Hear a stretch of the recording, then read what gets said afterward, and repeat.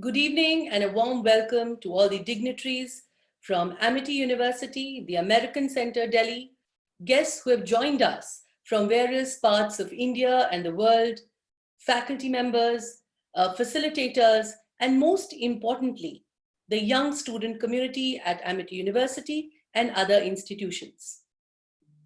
Learning is a continuous process, and in these trying times of the pandemic, under the leadership of our respected Chancellor, Dr. Atul Chauhan, and Honorable Vice Chancellor, Dr. Balwinder Shukla, it has been our earnest effort to bring the experts from various fields to interact and meet with our student community online.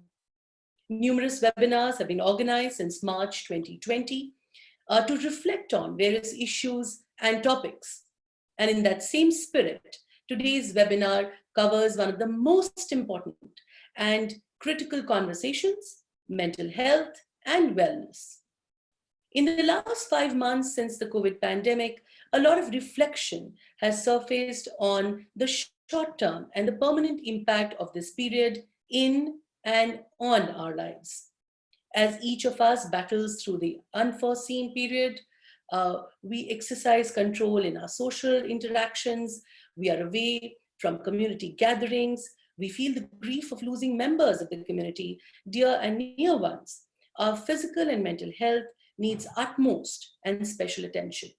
The COVID-19 pandemic has also brought to the forefront the importance of mental wellness, and especially in young adults.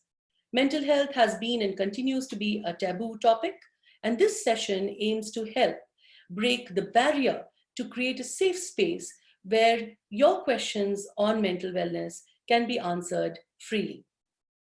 Today's session is a joint effort of Amity University and American Center, Delhi, to generate conversation on mental health in young adults. As the co-head of Amity School of Communication, one of the largest media hubs in the country, I can say with conviction that our students have always been influenced and enriched by the interactions that they've experienced at the American Center in the past. And the same intent of generating value in the lives of young adults is being translated today by both the institutions by coming together. We thank the American Center, especially Ms. Min Bay, Ms. Purva, and the entire team to connect us with some of the finest experts in the field: Dr. Preeta Rajaraman, Dr. Gauri Divan, and Ms. Nivida Chandra. A warm welcome to our guests. I also welcome my co-moderator for the session, Dr. Sonakshi Rohela, who is Head of Academics, Humanities, Arts and Applied Sciences from Amity University, Dubai. A note of appreciation to Advisor ASCO, Colonel R.K. Dargan, Dr. Pallavi, my co-head, and Nisha Rani for the support in acknowledging also the efforts of the Amity IT department to get the teams together. Now let us begin the session, Mental Wellness for Young Adults in the Time of COVID-19, where we will discuss the challenges of working from home, work-life balance, remote learning and college life during the pandemic, and many other issues. I take the opportunity to introduce our first guest, Dr. Preeta Rajaraman. Dr. Preeta Rajaraman, Health Attaché and South Asia Regional Representative for the US Department of Health and Human Services, commonly called HHS, serves as a key advisor to the Office of the US Secretary of Health and Human Services and the US Embassy in India on matters involving health and biomedical research in South Asia. She is responsible for in-country representation, monitoring, and coordination of the policy, programs, and interests of all HHS agencies over a broad portfolio spanning health policy, non-communicable and communicable diseases, health safety and security, and research and innovation.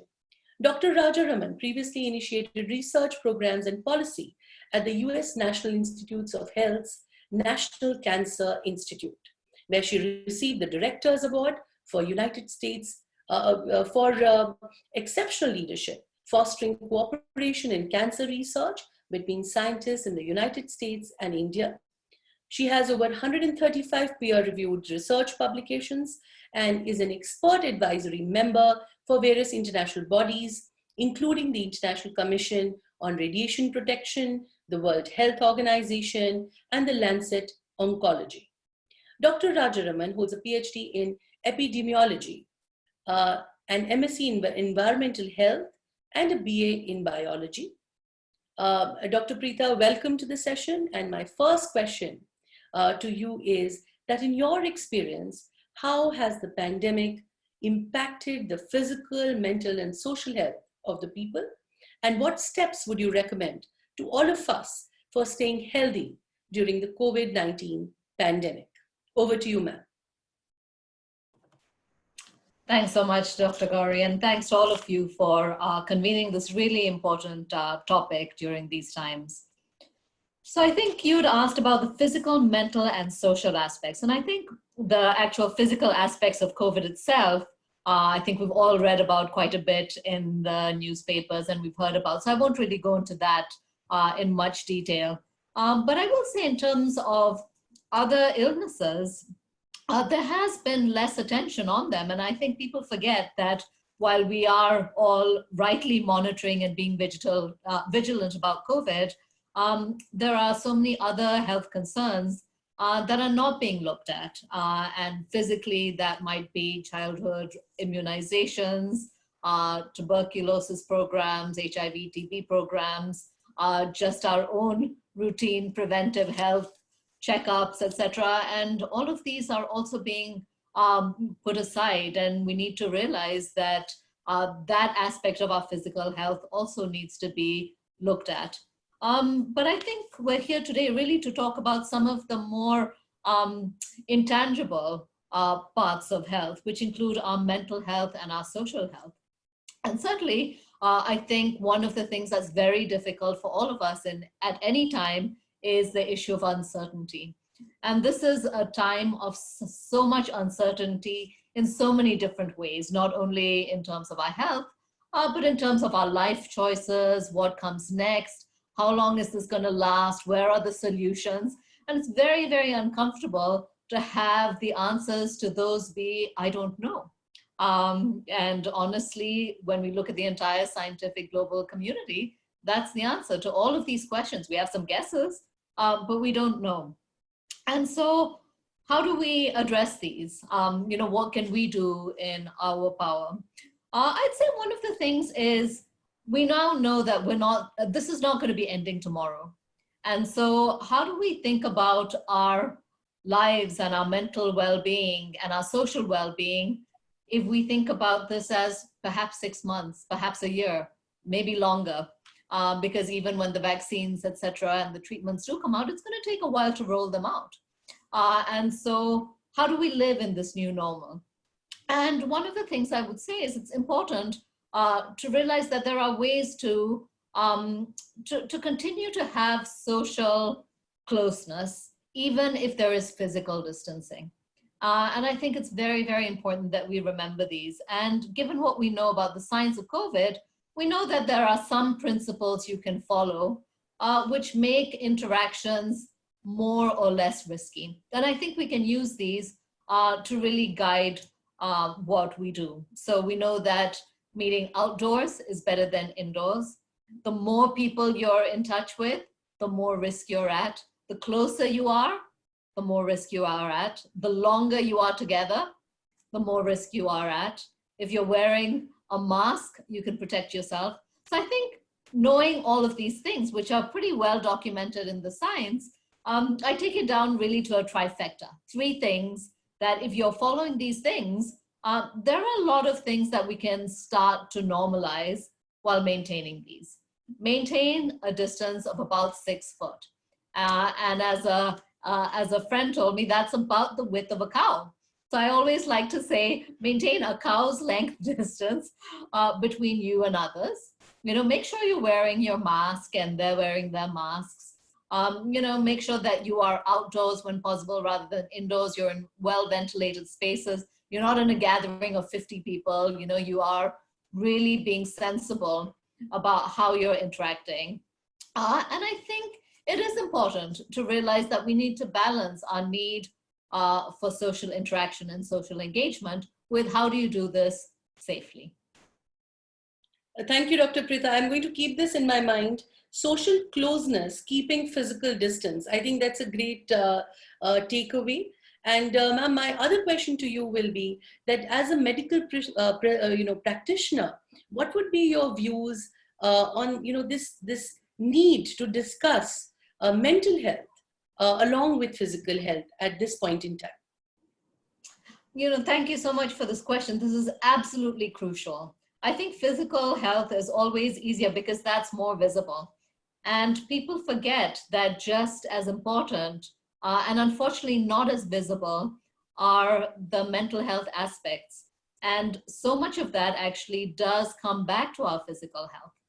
And one important way of how that's playing in, even here as a public health professional, is if people feel stigma about feeling ill or about perhaps they coughed, and who knows, maybe it's not even COVID, but they're scared of coughing in front of somebody else or being judged.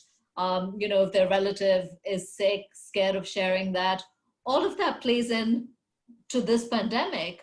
But more importantly, I think all of these other anxieties are playing in a very silent way. And it's very, very important to bring them out to the front and let people know that these need to be addressed along with our physical health. Very true. Dr. Preeta, a thing that will strike us at this point is why has mental health been ignored for so long, and how can we ensure that people invest in building their mental immunity as much as one would build physical immunity? Yeah, I think the answers really are some of the things that we've talked about before, because of the stigma, because of the invisible nature of it. Because we don't share, I think we don't necessarily realize that we're all facing this. If someone has a fever, I think that's very visible. But if someone is suffering anxiety, depression, any of these other conditions, you don't necessarily know it unless it's shared. And I think we don't realize really how widespread this is. And I completely agree about the need for more investment. And certainly, actually, in terms of the US-India collaboration, this is one of the areas where I would say in the past 3 joint statements at the presidential level, mental health has specifically been called out as an area that we need to be doing more work in. So I certainly hope we move towards that direction. Thank you, Dr. Preeta. The takeaway from this answer would be that we wouldn't know it unless it is shared. And to take this conversation forward on sharing, on conversing, I would request my co-moderator, Dr. Sonakshi Rohela, to begin her conversation with Dr. Diwan. Over to you, Sonakshi. Thank you so much for your inputs, Dr. Preeta, and thank you, Dr. Gauri, for inviting me here. To the audiences, we have our next panelist with us, Dr. Diwan. It's my honor to introduce her to you. Dr. Diwan is the director of the Child Development Group in the non-for-profit organization Sangat, with its center in Goa and hub across in India, New Delhi and Bhopal precisely. Sangat's work is focused on creating innovations that use their task-sharing approach with the non-specialist workers who then provide interventions across the life course. As a pediatrician, Dr. Diwan works in the areas of early childhood development, developmental disabilities, and adolescent health. She leads a team that is designing ways to use technology both to train as well as deliver interventions for young children in the community. Through the public health research and innovations that she's involved in, she hopes to nudge communities to be more inclusive so as to support every child reach their true potential. Dr. Diwan, we are so happy to have you here. The stage is yours, please. Thank you so much. So I'm just going to first talk, just some general comments first around the state of mental health. So first of all, I just want to say, when we talk about adolescence, 1 of every 6th individual in the world is actually a young person. And countries like India have a huge number of young people. And so even before COVID, it's important to note that mental health problems are collectively the major cause of disability in this age group. Most mental health problems actually have their first episode in this period. So that's just a little bit of a backdrop. So I just want to refocus then on India, that in the context of India, actually most mental health problems are actually undetected, and less than 10% of young people will have actual access to care. Another real startling statistic that all of us who work with young people should be aware of is that suicide is the leading cause of death in young people in our country. So I'll just end there, and maybe I can take some questions from you. Sure. Thank you so much, Dr. Divan. I think I'd like to first move into the area where I say that, considering the expanse of the infection around the world now, in what measures and to what level do you think the mental health has been impacted? The second bit of that question would be, has the compulsion to be restricted in social interactions, work from home, studying from home, has created a bedrock for overthinking, stress, anxiety? What are your thoughts on this, please? Yeah, so absolutely. So, that's a really good question, because it really is impacting. I mean, I think a lot of people, young people who are on this call, are very privileged because they have access to the internet. So this is not just, something that's happening to other people, it's happening to all young people at this point. And the reason is, I want us just to refocus on what is the function of adolescence. So what are young people really supposed to be doing at this point in their lives? And I think, so there are key markers, and some of us who are very gray can think back on this, which is that actually it's a period when you become increasingly independent, you are forging your own identity. And for this, really, one needs to move. One needs to move out of the home. One needs to be moving and meeting with peers, because these are the people who are really going to influence you and allow you to judge what's the good future, what is not so good, what are good habits, not so good habits. It's also a time when we have the thrill of forging romantic relationships. So this is really a fundamental part of who we are when we are young in this age group, and also to plan for a hopeful future. And in some ways, all these areas of development for young people have really been totally disrupted in the pandemic. And not just because of the infection, but because of the lockdown. And so social networks have been totally disrupted. And many people, many young people, all of us really, but young people are particularly feeling trapped in their homes, and often aggravating interpersonal problems with family, which are often in this period already a little sensitive. Because of this idea that we are forging our identity at this age, we're often coming into conflict with adults in the house.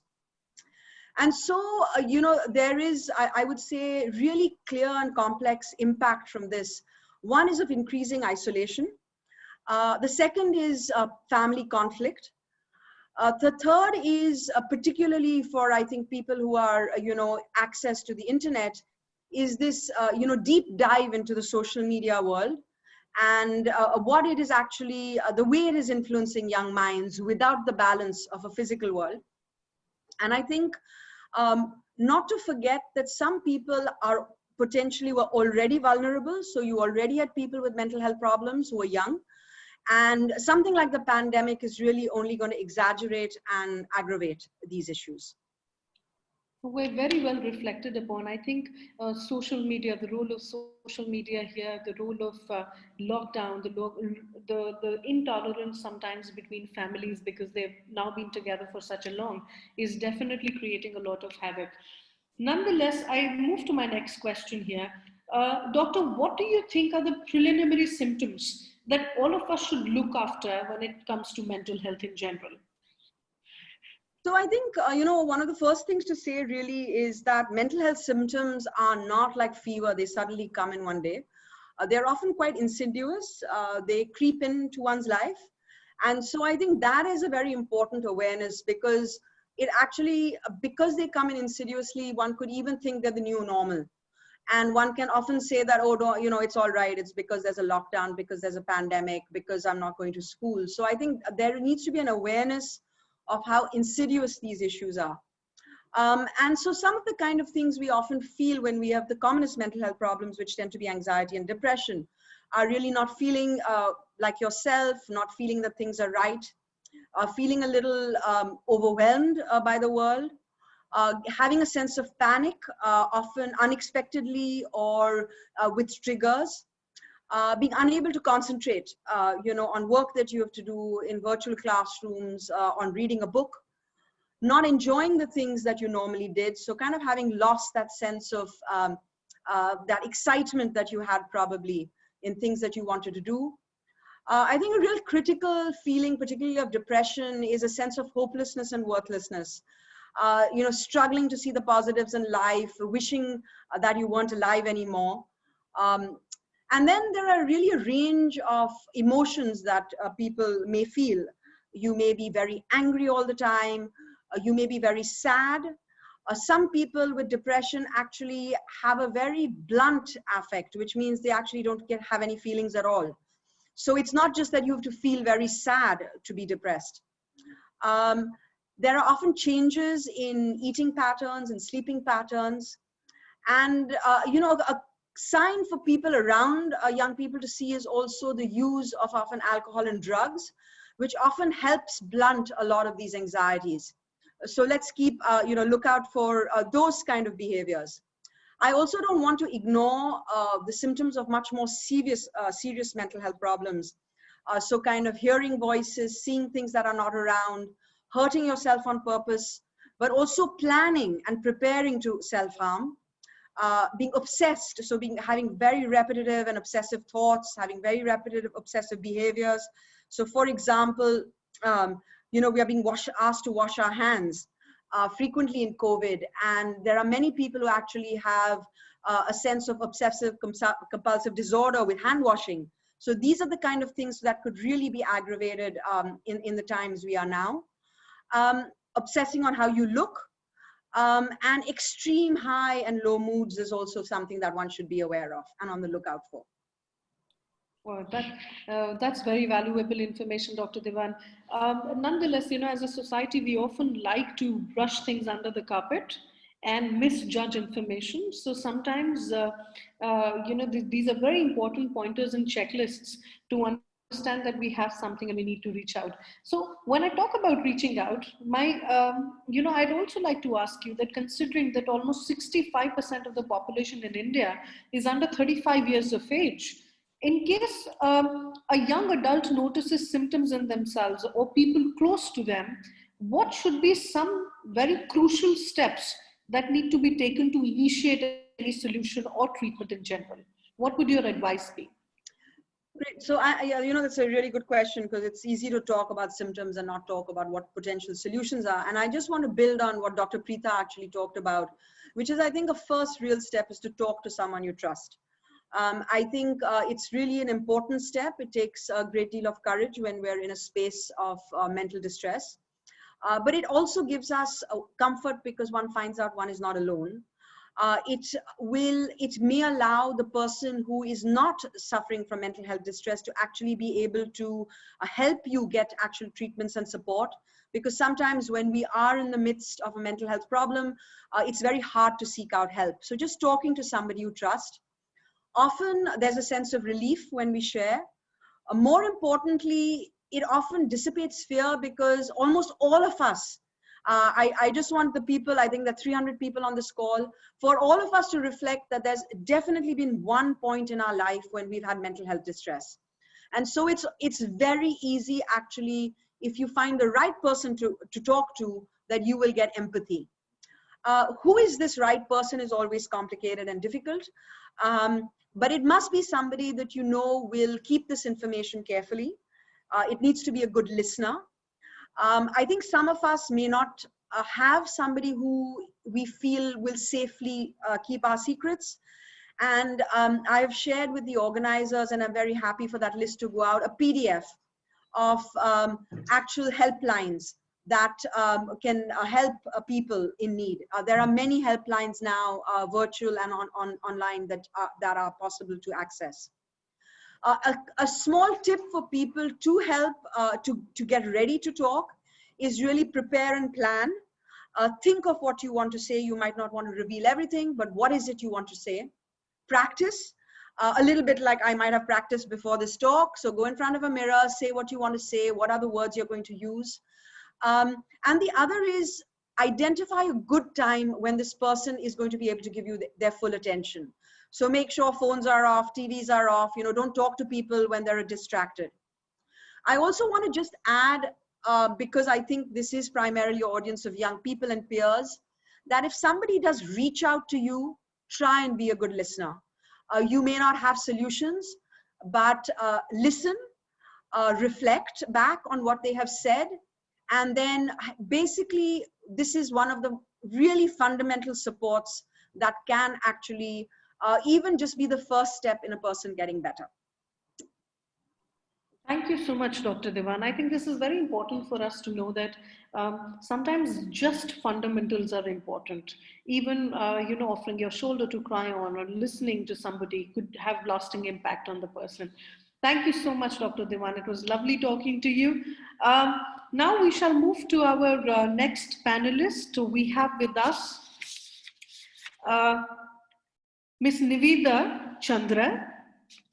Ms. Niveda Chandra is a doctoral research scholar at IIT Delhi.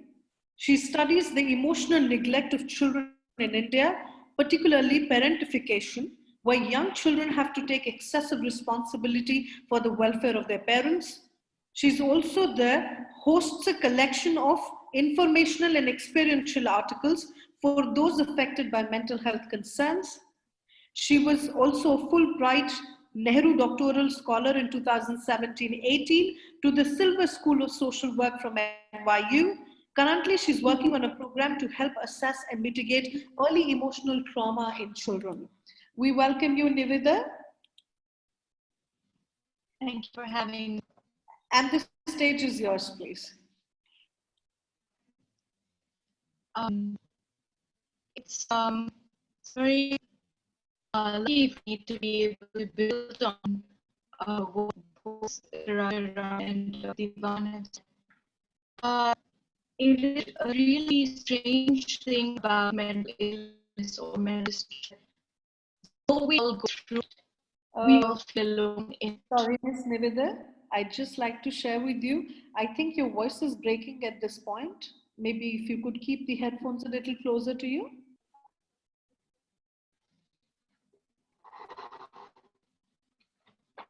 Is it better now? It is still lagging, but nonetheless, we can hear you. If it's okay with you, I could consider switching my view as my help. Can I offer a solution? I'll request our guests, including me, for a while to switch off our videos, and then Niveda's audio will not lag. So let us do it while Niveda's talking, and it will make her audio seamless. Okay, we'll do. Thank you. Shall I continue? Is that okay? Yes, please. Okay.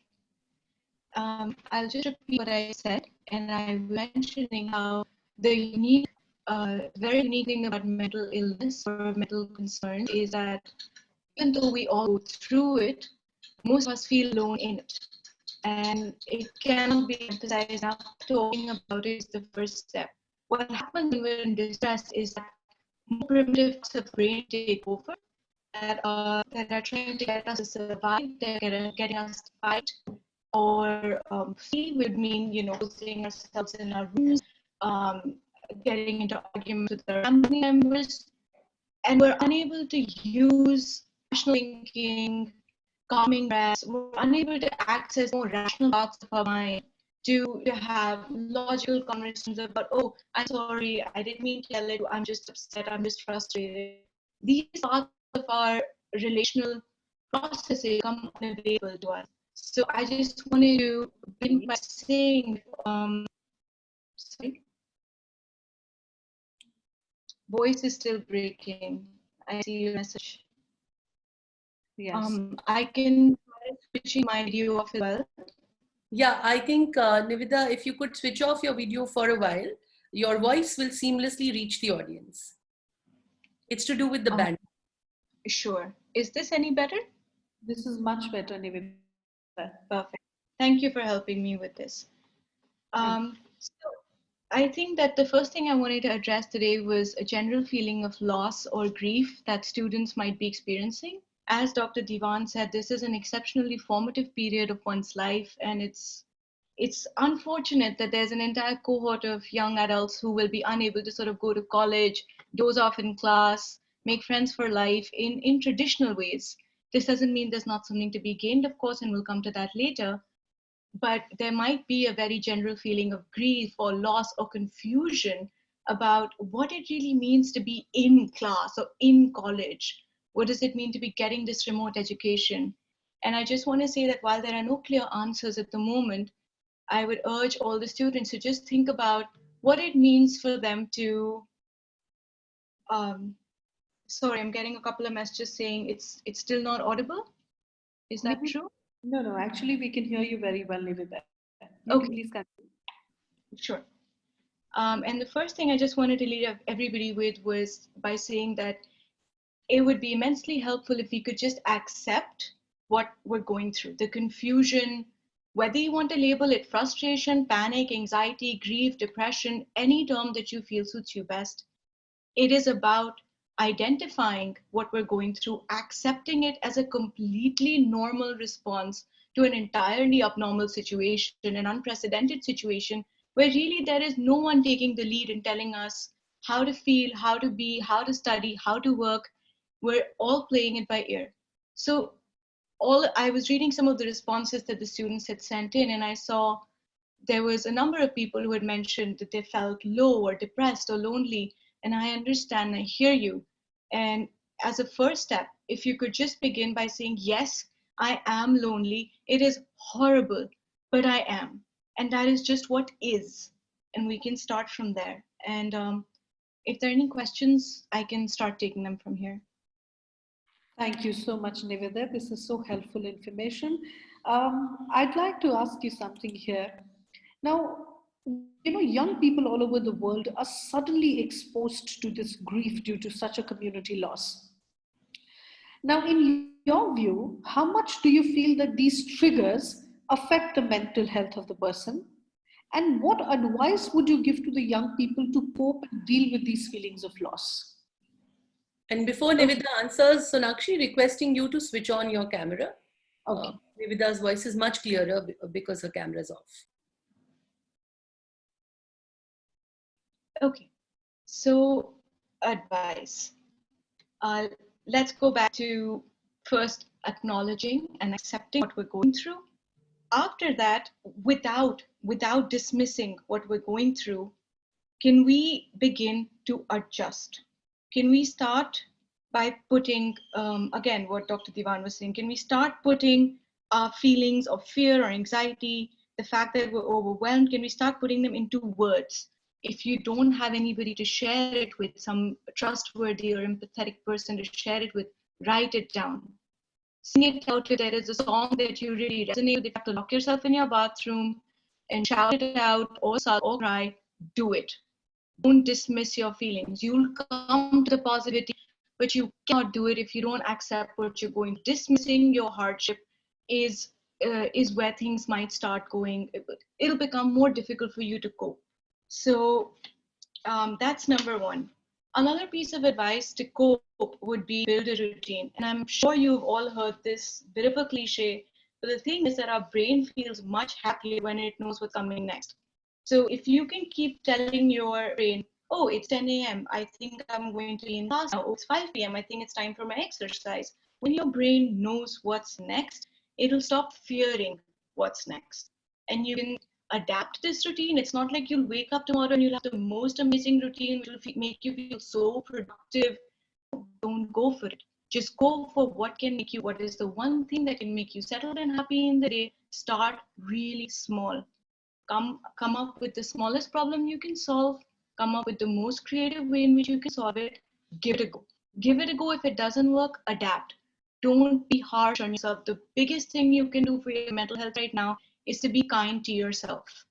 Kind to yourself, compassionate to yourself, and towards others, of course. In building this routine, split your time. Don't spend your time on the computer. This has nothing to do with screen time, etc. This is so that your brain gets all the activity it was used to previously. and so does your body. Split your time between friends, family. What this does really is, this way your brain will learn, and you will learn that when you're in front of your computer, it's study time. But when you're away with your family, it's relationship time. Or when you're with your friends, it's relationship time. It helps. I know these are small things and they seem a bit vague, but give it a go. Adjust your expectations. This is one thing I read in a lot of your comments from the responses you'd given, and everybody wanted to learn, how can I be positive? Can you just pause and ask yourself, what would it like if I was positive today? Does it mean that I have to smile all day? Does it mean that I have to ignore all my problems, or as was just saying, brush them under the carpet? No. It just means that I had a problem. I was able to understand, I was able to be mindful and be conscious that, oh, mom just said this, and I think that really irritated me, and I shouted yesterday, but how about today, instead of shouting, I say, Mom, I'll just come back to you in 2 minutes after I've calmed down. Just do that. Just do that. Things will go up from there when you start adjusting your expectations from yourself and then from others. I'll stop. Thank you so much, Nivedha. That's very, very useful information. So, what I understand from what you said is how we need to condition ourselves to start small, to go a long way, and act exactly on what we think and give that break to us. Thank you so much. I'll move to my next question here. I'm very inquisitive to learn from you again. So as we observe a simultaneous change of lifestyle, and there is so much growing uncertainty in with regards to the future, even small things like a simple chat session with friends or a hi-fi at college or fun jokes, are absent from our daily lives. Yeah. Daily lives of young adults, which were, there's so much, due to pandemic, there has been so much change in the lifestyles in general. So what would your advice be on managing one's personal, emotional, and social self in the pandemic phase? Right. Thank you. That's so important. So the personal and a little bit of social we just covered.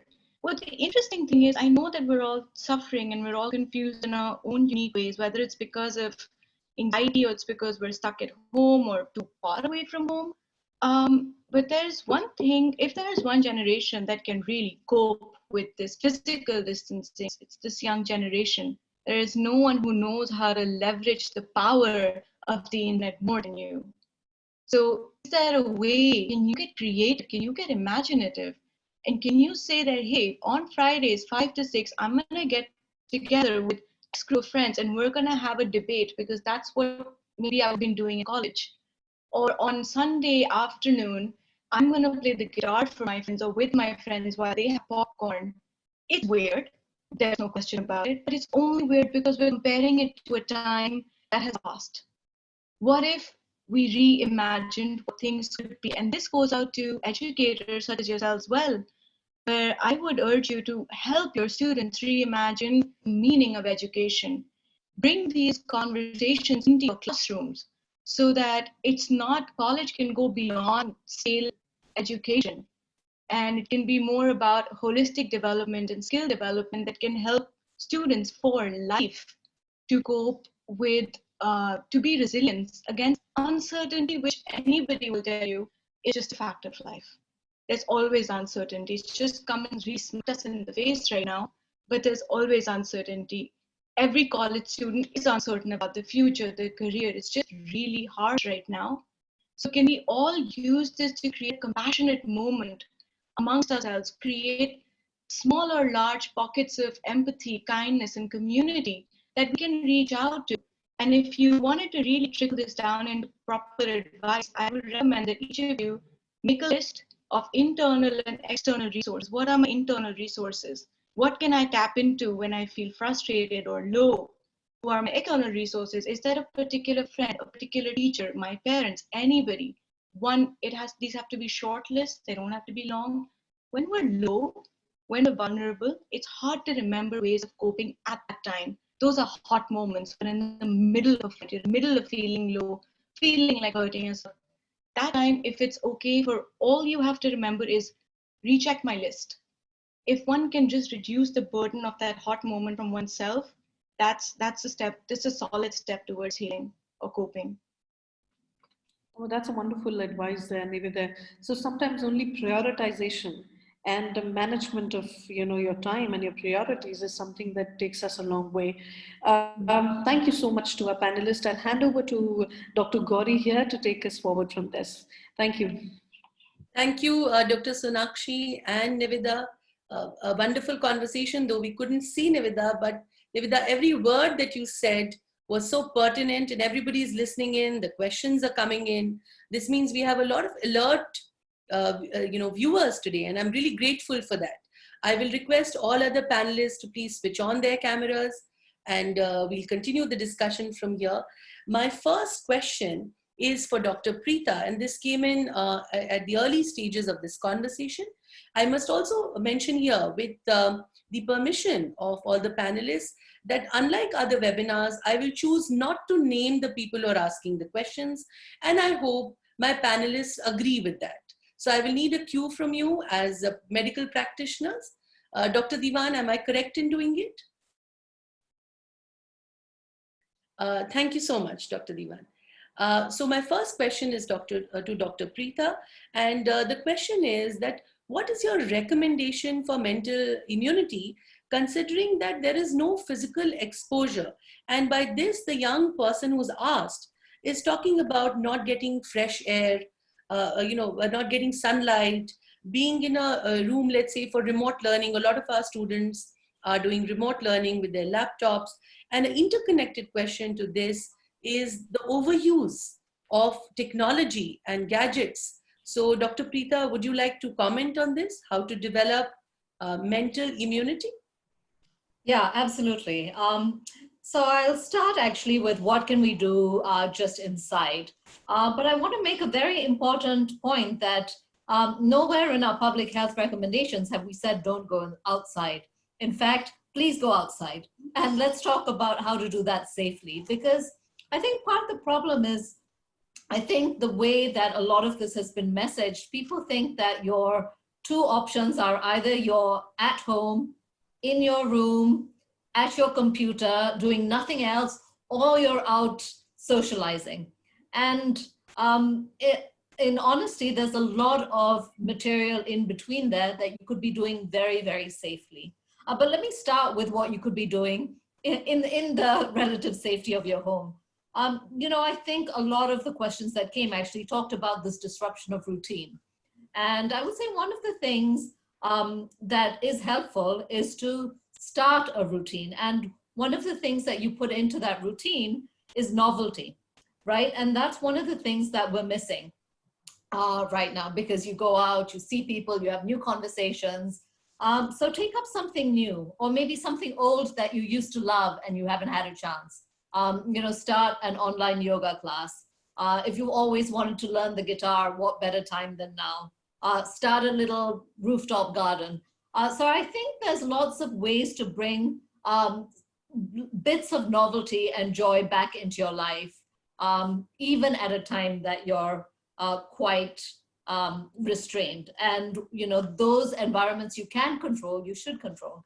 But let me address this question about not going outside, because this is a little, this is where I think as a public health community, perhaps we failed in saying, please go outside. Don't go outside, touch your hands on a lot of common surfaces and gather with lots of people in close quarters. No, that's not what you want to do. But if you want to go wearing a mask, please don't touch surfaces. Don't be within a cow's distance of somebody else. Take a walk in a park, go jogging with your light mask on. Please do these things, because it is essential for your health that you continue to get physical exercise, that you continue to see the sun. And as long as you are maintaining your physical distance from everybody else, you really are quite safe. And so, this is something to realize. Just remember the three essential things that you need to be doing from a public health standpoint. Don't touch many commonly used surfaces without washing your hands or sanitizing them. And when we say wash your hands, you really need to be doing this properly, like inside the little crevices, and you need to do this for 20 seconds, right? So sing happy birthday to yourself twice. wear your mask when you're in public settings, and don't be too close to people. But if you are keeping those 3 things in mind, please, by all means, go for a walk in the park. Thank you, Dr. Preeta. That was very encouraging. The next question is for Dr. Diwan.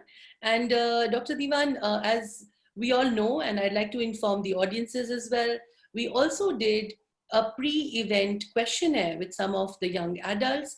And this is also resonating with the responses that we got. Dr. Diwan, the question is, how can we deal with overthinking?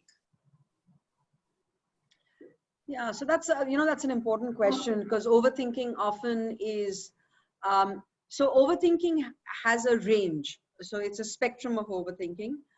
You can be overthinking because you're worried about something. Have I done something wrong? Or did I give the wrong response? And then there's the kind of overthinking which actually impacts you and prevents you from doing things. So I think one has to introspect and say, how much overthinking, I mean, how big is this problem for me? And I think there is no way really of preventing it in the normal way. So, the low level overthinking is something that many of us do.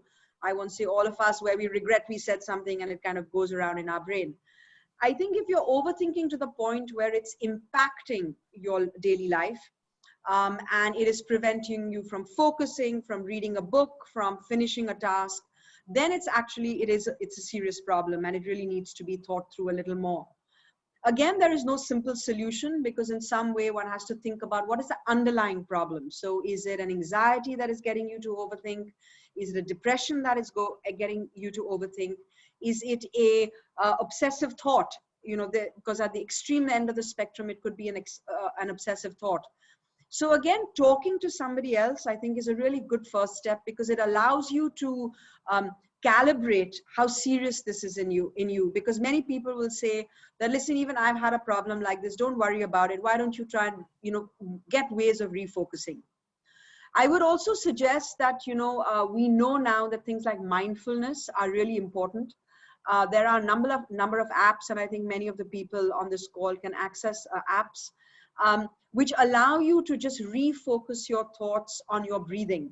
And that's often a really good way when you're kind of feeling a little overwhelmed with negative thoughts, with feelings of distress, to actually be able to learn to refocus on your breathing and allow that mindfulness to come through is often really a good practice. So I would suggest these are the 2 things. Again, talk to somebody and maybe start practicing and thinking about, and actually if you go on the web, there are many websites which will tell you, because mindfulness is now really a very popular approach. And I think that's, it's a good thing to actually start training yourself for, because in some ways it's almost like a bedrock for resilience building. So mindfulness is really a good first step in thinking about just shoring up, a good strategy for resilience. Thank you, Dr. Diwan. I must also share with everyone who's listening to this webinar that Dr. Diwan has shared with us a list of resources, and we will be sharing it with all those who have attended, and we would like them to go through it and take full benefit of the resources that are being shared. My next question is to Nivida, and the question, Nivida, is that at the time of COVID pandemic, what are the various ways in which, let's say, the lockdown, the slow economy, the pandemic, it is affecting women or introverts? So let me repeat the question again. What are the various ways the pandemic, lockdown, and slow economy are impacting women or introverts? Nivida? Thank you. I'm not sure how to group women and introverts in the same category. Just take them one at a time. I really don't know if there's a boxed answer for how it's affecting one group of people versus the other. Women, I know, it was an unfortunate realization, had to suffer a lot more violence at home, partner violence, all manners of abuse increased, because when we're all in closed quarters, people who feel or who want to feel more powerful tend to feel that way by harming those who seem less powerful to them. Oftentimes, these are women, children, sometimes our pets. And women in particular, that was one way which came out really strongly. That women suffered a lot of domestic abuse in this as the pandemic struck. second thing that happened was gender roles. Women suddenly found themselves working from home, and that is doing their job, but also tending to the things that they have at home, whether it's in-laws, parents, children, husbands, things that a lot of us rail against, but you can be as modern or as whatever terms you want to use, but when you're at home, all of it seemed to have fallen on the shoulders of women. I'm not saying there aren't men who stepped up, not at all, but it so happened that a lot of women had to do so much more, and that time away from home, which is when you're at work and you can actually physically step away and feel a little distance, stopped. And I also find it a bit strange that you have children who study from home. That's not homeschooling, right? Like, that's not a choice you made. That's like your children have to study from home. They need your entire engagement. You might have toddlers, you might have adolescents, or you might have tantrums on the floor, you might have door banging, fussing. Very stressful, and it seemed as though a lot of the stress fell onto women to resolve, to take in. I was running support groups for people whose family members had mental illness during this time, and it was mostly the women who were like, I don't know what to do, so I'm just going to be quiet, and I'm just going to take it till this passes, and then I'll see what I can do after that. And there was some sort of strength that needed to be drawn from just dealing, just being. So I would say that women have, in a way, taken a bit of a shock and taken some brunt of this pandemic. Introverts, this is an interesting question. I actually never thought about it. But I imagine, at least for some of them, this was a boon. You're not forced to act social in college or in school, where you often are not invited to parties because they force you, and you prefer staying home with a book, and you can just do that now. It's completely socially and globally sanctioned. But I'm really not sure if there is somebody who feels like they're struggling with a particular introverted problem. Please ask, and I'll try to answer that more particularly. Sure. Thank you, Nivedha. I will move on to Dr. Diwan again. Dr. Diwan, a very pertinent question, something that will reach a lot of people. The question is that at the time of COVID pandemic, when people are facing a lot of financial instability, how can people be positive? Yeah, so I think, this is important, but almost impossible question to answer, because, I think what is really fundamental is, this kind of thought that all poor people are unhappy. So actually, most people are not unhappy with where they are. And I think it is finally about resilience. And I think as a college and as a university, your role is really to think about how do we build resilience in young people. So as young people go into adulthood, there are all kinds of shocks you're going to experience. In the pandemic, just, the financial instability is just one of them. But as we grow up, we get buffeted by broken hearts. We don't get the job we want. We are, we may not be able to, we may get married, we may not be able to have children. So there are multiple ways and things that happen to us. And I think it's really our responsibility as kind of adults who are trying to shape young people to really think about how do we build resilience. Now, that doesn't really answer your question on financial instability or financial risk at this point, but I think I'm really looking to the future. At this point, who do we have if we are in trouble at the moment? Again, we have friends. So for example, I think talking to friends about financial problems, reaching out to people, I think friends, family can often be very generous. And it's often that we don't ask because either we're embarrassed or we don't want to put ourselves in this place of obligation. I think Nivedha said that these are really unprecedented times. And I think we have to take unprecedented steps. So, step out of your comfort zone, ask for help, or talk to people who you can trust. And I think there will be solutions for each one of us. Thank you, Dr. Diwan. I think it does give insights into what can be the possible solutions. Thank you so much for that answer. Dr. Preeta, the next question is directed to you. And ma'am, considering you're on the advisory of an organization like WHO, the question is that I think WHO and the government can help with the COVID-19 situation by offering wellness and happiness programs for the public so that the public feels relaxed with less anxiety. What are your thoughts on this, ma'am?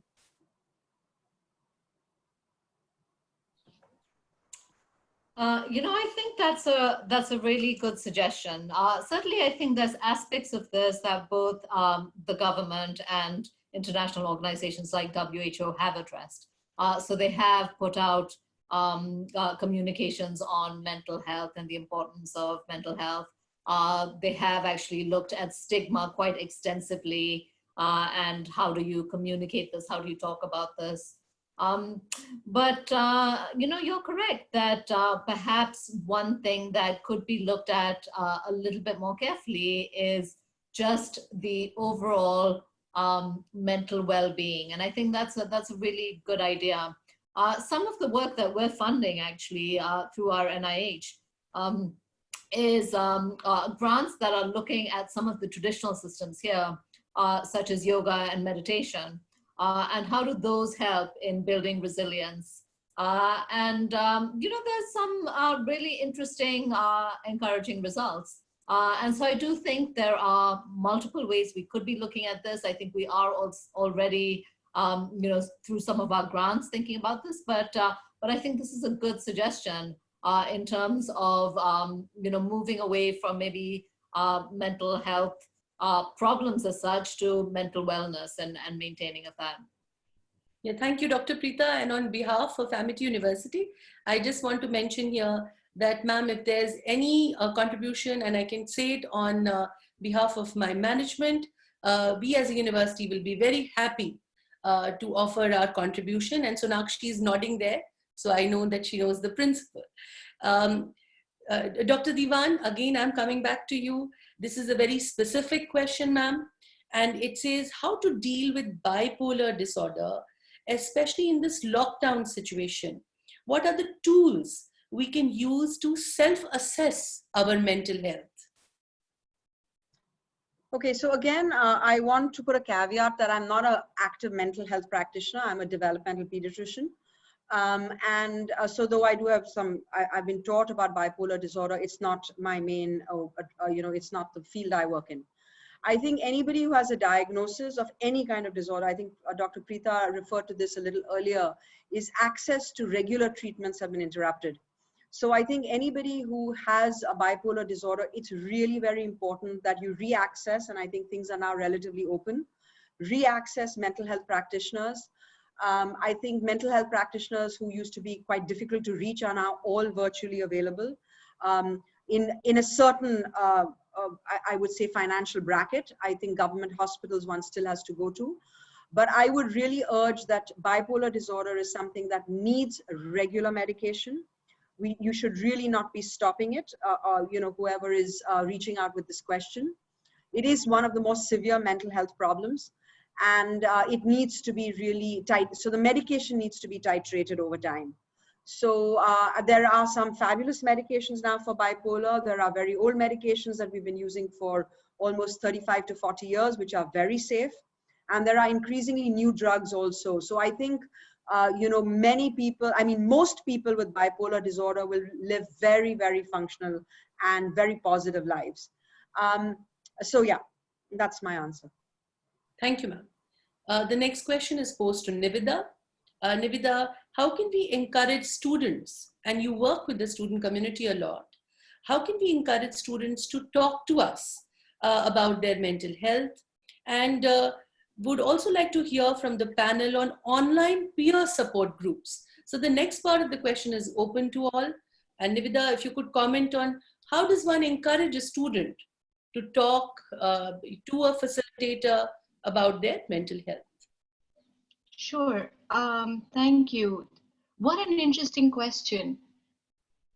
I think teachers, facilitators, administrators, they need to lead by example. So if you come into class with an open attitude and an attitude of curiosity and no judgment towards what your students might bring to the table about their mental health, if you want to set an example by sharing something a little personal about your own lives, dissolving some of the power hierarchy that stops people from approaching you, then what an interesting classroom that would make.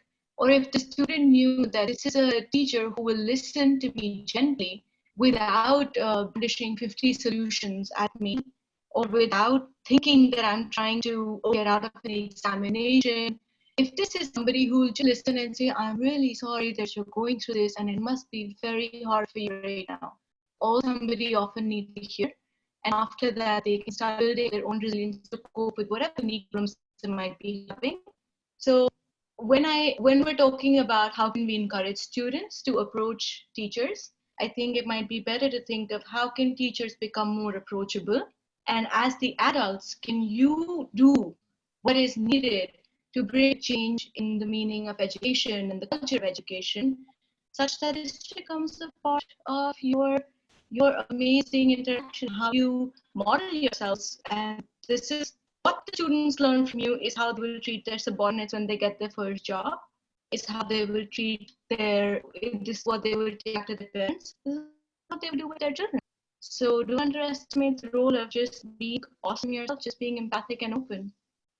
Thank you, Nivida. In fact, at this point, I would also like Dr. Sonakshi Rohela to pitch in. Sonakshi is a trainer herself. And Sonakshi, what are your views? How can all of us, like Nivida said, be more approachable? And what can we do so that they can confide in us? Your views, please. I think, I was listening to what Dr. Diwan was saying as well. I'll take it up from there and then I'll move to the question. I think, yes, most important is building resilience and emotional intelligence in people so that they're able to self-identify that there is something that has happened to me and I need to reach out, or there is a fall and I need to get up. So these are important things that we need to take care of. Nonetheless, I think more or less, as a community, as the community of psychologists, psychotherapists, psychiatrists, and counselors, we need to really join hands together. So, the more we talk, the more we spread across awareness, the more we reach out to people. At this point of time, I'd also like to bring across that there are so many rural areas where still the concept of mental health has not reached out, because they're probably struggling for basic necessities at this point of time. So it's important for me here to, to share with everybody, in fact, the audiences as well, that there are two types of circles that we can create. We can create a primary circle, which is people around you, your own social surroundings that are supportive, that are more optimistic, more positive. They're giving you hope, and not people around you which are usually very pessimistic, very negative. This also plays a very important role at the psyche level. And then definitely a secondary, circle around you. So if your primary circle can take care of you, they will definitely encourage you to meet your counselors, your psychologists, people around you. Most of the time, like I mentioned earlier, we brush it under the carpet. We don't realize that there is something. We wait for something to become full blown, only then we reach a doctor.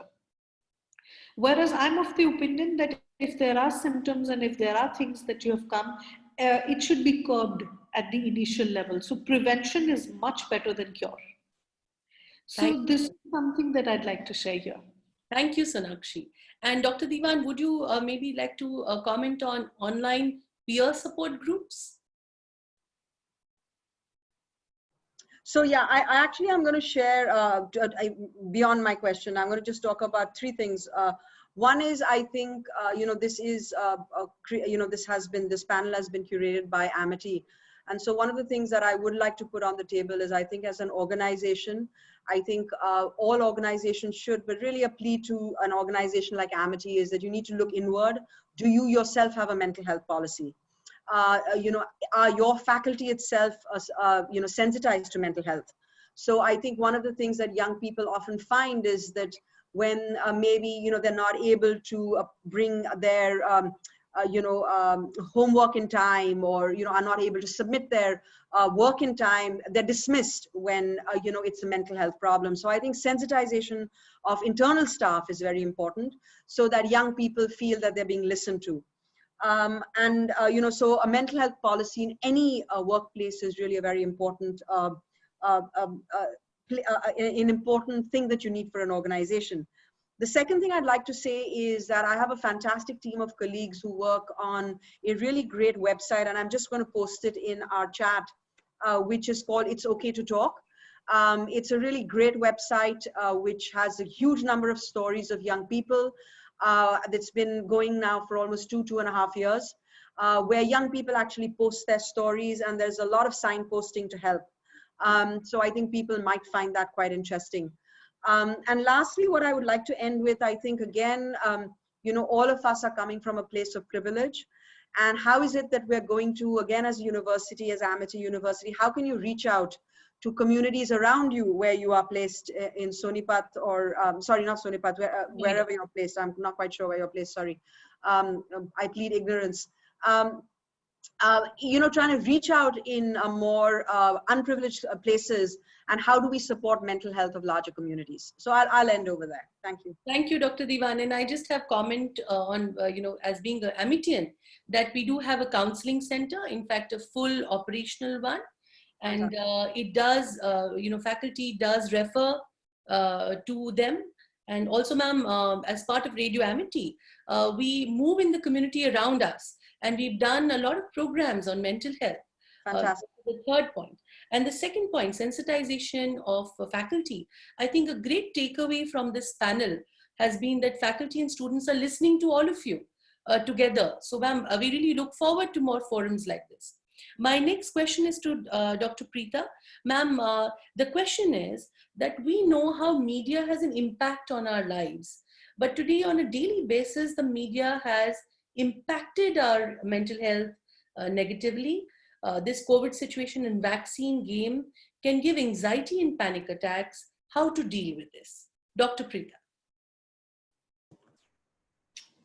Yeah, I think that's a really good question, because in some sense, it's one more way in which we are looking for some kind of new information, certainty in a situation that's really inherently uncertain. And I think reading this, India is number 2, India is now number 1, has a number of new cases. I think it's just fueling a lot of anxiety. Because it's bringing up a situation which we cannot necessarily change. And without context, I think it does look very scary. Without the fuller context of, in 90% of cases, you will have a mild illness or, a moderate illness. It doesn't tell you about what it means in terms of actual rates. It doesn't tell you that there are some places where it's worse than others. So I think one of the things that we need to realize is these numbers are imperfect numbers. Yes, they tell us there is a situation out there that we need to, keep an eye on. But I think what we really need to do is move away from tracking that on this very daily, or maybe some people are looking at it even more than that. Realizing that at a broad level, the situation is not really changing from day to day. But what is very much in our control is what we do with our day to day. And I really, liked that point that Dr. Diwan brought up about resilience. This is a time that we can focus on building our own resilience and thinking about what do we do to control our environment, bring in our peace of mind, our routines. I know that a number of people asked about children, and even for us as adults, we find uncertainty difficult, and how much more so is that for children? So build routines for them as well. Make sure you are taking them outside on short, safe walks. And I think this need to pull back a little bit from the media is a very important one. There's nothing new that you're really going to get by looking at this media from 5 different sources, every day. Thank you, ma'am. Nivida, over to you now. My question to you is, there are, and this is from a student I know, very proactive. She's been part of the help campaign around her institution, her home. So she's asking, there are times when a person might feel so low that even when they are aware of the things that make them happy, they are not able to get a hold of them and practice. So then what one should do? Well, it goes back to what I said earlier. Couple of things. One, can you just be low? I'm not saying forever, but the instinct is, especially when we're so aware, we have a need to say, hey, I know how to overcome this. What are my resources? Let me get to them. Hang on. Take a pause. Try to understand. First, just feel low. Give yourself 5 minutes, 10 minutes, 15 minutes, 30 minutes till you feel like you can come back up. Let your body reboot. All you have to do at that point is take 3 deep breaths, 10 deep breaths. You're mentioning mindfulness. Just be with yourself and say, I'm here now. I know maybe I'm struggling with feeling low. Maybe I'm worried about the future. I'm thinking, what will happen if I said this? What will happen if my career doesn't take off? This, that, and the other. Can you just come back to the present moment? Feel yourself sitting where you're sitting. Feel your bum on the floor or on the chair. Feel your breath in your body. Just be here. Be low. Cry. It's okay. Just give yourself some compassion as you would to a friend who's sitting next to you, feeling really low, maybe crying. You'd pat her on the back. You might give her a hug. Do that to yourself. If you can, reach out to somebody who will do it for you. And yes, do that. It's okay. All you have to tell yourself is it's okay. Yeah. So Nivida, I'm going to repeat 3 deep breaths and mindfulness, key points, key words from what you said. Dr. Yes. Deepan, a very... Sorry, please continue. Yeah. Dr. Divan, a very interesting question and has layers of text to it. So let's say a person has tried to train their brain to do certain tasks, but what somehow the plan gets cancelled. In that case, one can be another option for it. In a time and day when we are so much into planning, ma'am, what is your take on this? Okay, so I've not totally understood the question, but what I think you're asking me is that you're trying to learn something and you're not succeeding. And so I think any task, I think particularly for young people, if it's something to do with studies, etc., or even if you're learning a new instrument, you're learning a new activity, I think is how do we break it up into smaller parts? So I think, that is really a good skill to have, is to kind of look at a larger task and to think about what are its components. And then the mountain becomes just a small little molehill, because then you have multiple molehills to climb in a way. So that's really my suggestion, is that you break down tasks into their components, and then you focus on doing you achieve smaller steps in the journey to the larger task. That's one. The second I would suggest is also not to be disappointed. So often it's like learning a bicycle. You get up, you fall off, you get up, you fall off. And I think one learns much more when you fall off than if you just succeed on the first run. So because one learns again about what are your strengths, you learn perseverance. So I think not being disappointed by not being able to learn is really important. I also just want to bring in a subtext of what that question could be about, because I'm not completely sure what it's about, is also the lack of concentration that you may have if you're depressed. So I think when one is depressed or one has anxiety, a lack of concentration is really one of the key symptoms. And I would really suggest that, try some of the techniques that we've talked about today to refocus before you learn. Make sure that when you're trying to learn something new, to take adequate breaks. Make sure that you're not drinking too much tea, coffee, because all of us think that these stimulants actually help, but often they actually impede concentration. So these are just some clear steps that could help. But certainly if there is a a listener who is really finding it difficult to concentrate, finding it very overwhelming to learn new things, I think trying to get some online courses, counseling, and reaching out, I think would be really important to try and really understand and drill down to what is the reason for this lack of concentration. Thank you, Dr. Diwan. And this is the last question that I'm putting across to all the panelists, including Dr. Sonakshi, which is, how can we manage the lack of motivation and inspiration? And considering this is a panel for young adults, a single liner or just 2 sentences from each one of you will be very valuable. I'll repeat the question. How can we manage the lack of motivation and inspiration? Dr. Pritha.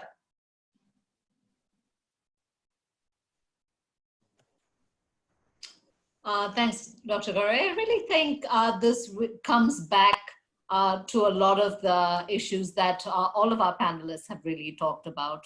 The lack of motivation and inspiration. I think this idea of, starting out with some form of mindfulness, whatever form that takes for you, whether it's your 3 breaths, whether it's meditation, whether it's yoga, whether it's feeling your emotion. That certainly is one part of it. But then, slowly in small steps, add little bits of joy back into your life. And I think that first process is where you identify it. You stop and you feel and you think, what is it that I'm missing? What am I losing here? Where do I want to go? And maybe you're not going to go from A to Z in your first step, but you think, okay, I'm going to do, this one small thing that'll get me there. And, again, I think, we've heard from both Dr. Diwan and Niveda a lot of the how-tos on how to do that. But I think those 2 steps really are the key to moving out of this state.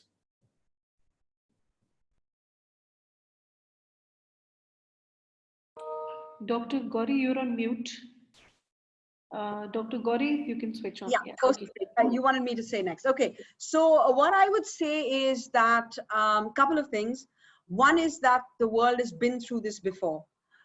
So if you look at the Spanish flu, we had a very devastating flu that went across the world in 100 years ago. So I think what we need to understand and be hopeful about is that these things do come to their end.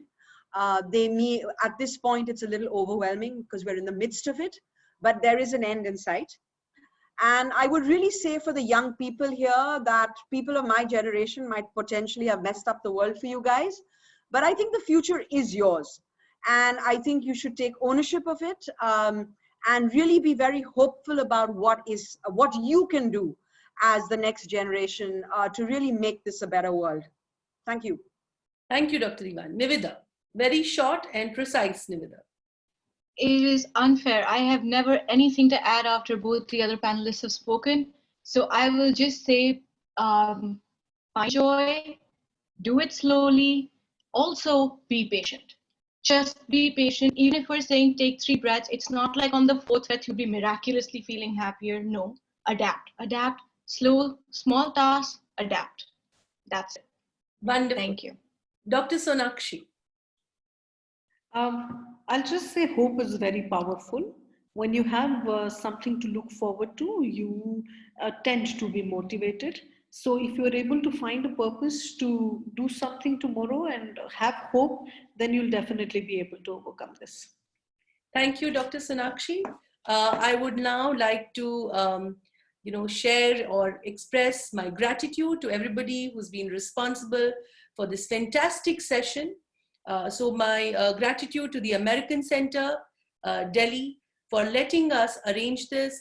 This 1 hour, 20 minutes has also instilled in me a lot of thoughts, that I need as a facilitator, and a lot of my colleagues have been listening across this online forum. So thank you so much, Ms. Minbei, Ms. Purva, thank you very much. Also for the entire IT Connect. Thank you to the Amity IT team, to Purva for getting this live on Facebook. I wish to extend my gratitude to the students, the fantastic participation, the honesty of asking questions, and to our lovely panelists who have taken every question in its spirit and tried to do justice with their comments and with their advice. So I wish you well, and we hope we look forward to many more events like this where we will talk of mental wellness, and have a great day. Thank you very much, and I would like to now close the session. Thank you. Thank you so much. Thank you so much. Thank you so